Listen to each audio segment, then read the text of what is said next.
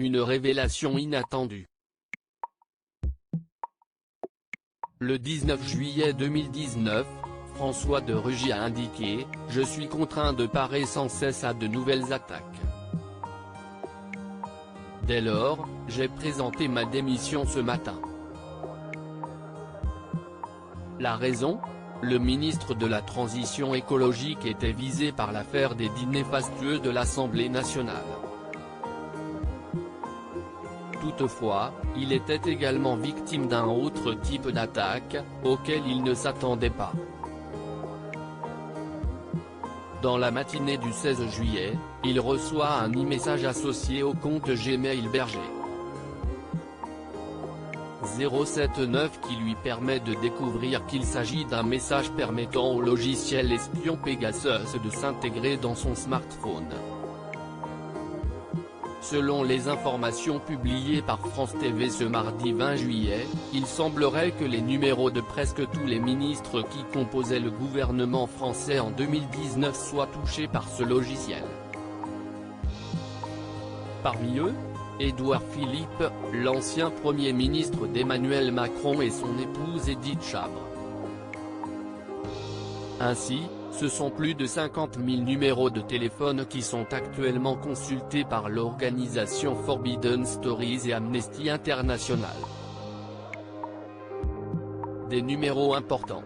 Si Édouard Philippe fait partie des personnes visées par cette attaque du Maroc, il n'est pas le seul.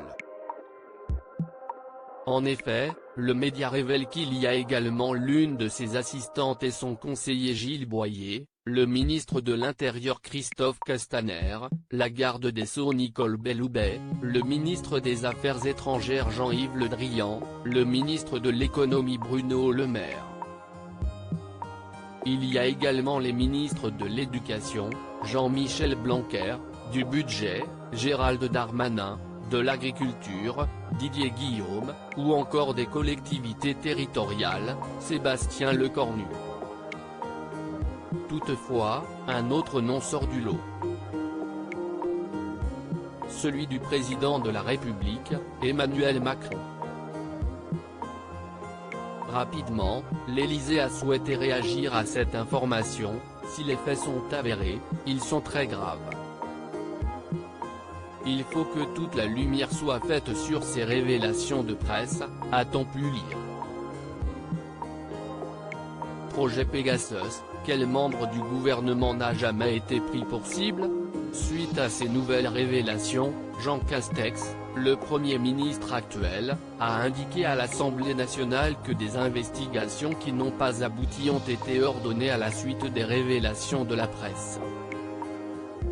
Toutefois, NSO, la société qui commercialise le logiciel espion, a rapidement réagi dans un communiqué publié ce jour. Emmanuel Macron n'a pas et n'a jamais été une cible ou n'a jamais été sélectionné comme une cible par des clients de NSO, ont-ils indiqué. De son côté, Édouard Philippe n'a pour l'instant pas souhaité s'exprimer sur le sujet.